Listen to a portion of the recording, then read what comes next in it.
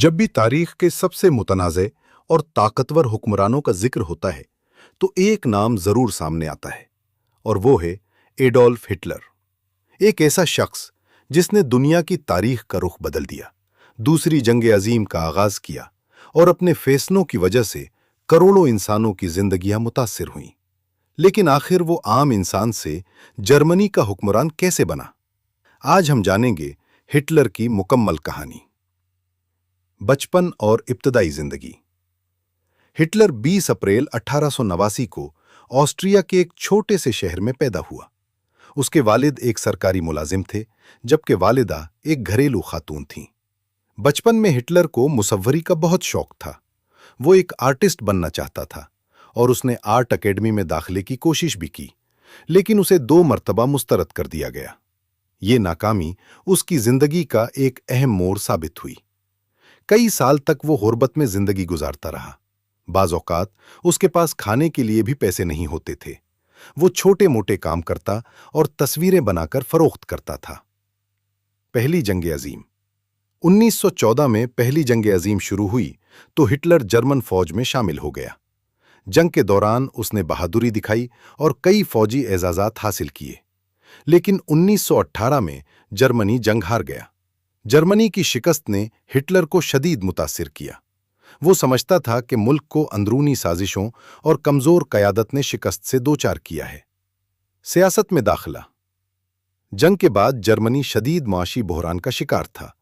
महंगाई इतनी बढ़ गई थी कि लोगों की जिंदगी अजीरन हो चुकी थी। हिटलर एक सियासी जमात में शामिल हुआ, जिसे बाद में नाजी पार्टी कहा गया। हिटलर की तकरीरें बहुत पुरजोश होती थीं। वो अवाम को यकीन दिलाता था कि वो जर्मनी को दोबारा अजीम बनाएगा। रफ्ता रफ्ता उसकी मकबूलियत बढ़ती गई और लाखों लोग उसके हामी बन गए। इक़्तिदार तक पहुंचने का सफर। 1933 में हिटलर जर्मनी का चांसलर बन गया। इक़्तिदार में आने के बाद उसने तेजी से अपने इख्तियारात बढ़ाए और मुल्क पर मुकम्मल कंट्रोल हासिल कर लिया।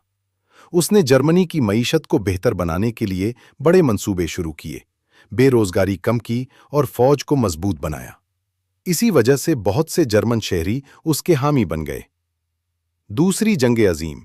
1939 में जर्मन फौज ने पोलैंड पर हमला कर दिया।